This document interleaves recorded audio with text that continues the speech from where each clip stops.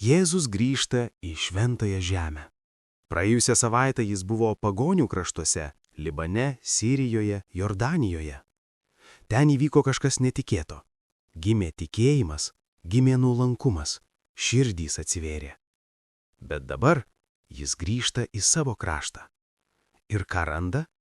Nepasitikėjimą. Fariziejai prašo ženklo, jie nori įrodymų, jie nori reginio. Jie nenori tikėti, jie nori išbandyti Dievą. Čia slypi gili paslaptis.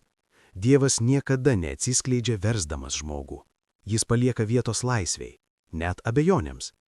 Jei mes pamatytume Dievą veidas į veidą, nebebūtų pasirinkimo. Begalinė grožybė mus visiškai užvaldytų. Bet Dievas nori būti mylimas laisvai. Todėl jis daro stebuklus ir pasislepia. Duoda ženklą ir pasitraukia, kad mes jo ieškotume, kad sektume juo dėl jo paties, ne dėl naudos, ne dėl stebuklų, ne dėl gerovės, bet dėl jo. Didžiausias stebuklas nėra išorinis, tai tikėjimo stebuklas.